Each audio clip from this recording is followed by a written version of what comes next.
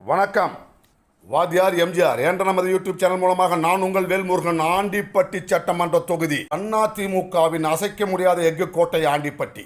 1984ஆம் ஆண்டு நடைபெற்ற தமிழ்நாடு சட்டமன்ற தேர்தலின் பொழுது இந்தியாவில் இல்லைங்க, அமெரிக்காவில் ஆஸ்பத்திரியில் இருந்தார் இதய தெய்வம் புரட்சி தலைவர் பொன்மனச்செம்மல் எம்ஜிஆர் அவர்கள். அப்போது திமுகவினர் எல்லாம் எம்ஜிஆர் இறந்துவிட்டார், தேர்தல் முடிவுக்கு பிறகு அவரை உடலை எடுத்து வருவார்கள், அவர் ஐஸ் பெட்டியில் வச்சிருக்காங்கன்னு சொல்லி என்னென்னமோ கதைகளை கட்டிவிட்டார்கள். திமுக காரன் சொன்ன கதையெல்லாம் கட்டுக்கதை என்பதை உணர்ந்த ஆண்டிப்பட்டியின் அன்புவாழ் மக்கள் அள்ளி தந்தார்கள் அற்புதமான வெற்றியை. புரட்சி தலைவருடைய கரங்களுக்கு வாக்கு கேட்க வராமலேயே 60,500க்கும் கூடுதலான வாக்குகளை பெற்றார். அவரை எதிர்த்து போட்டியிட்ட திமுக வேட்பாளர் 28,000த்திற்கும் அதிகமான வாக்குகளை தான் பெற முடிந்தது.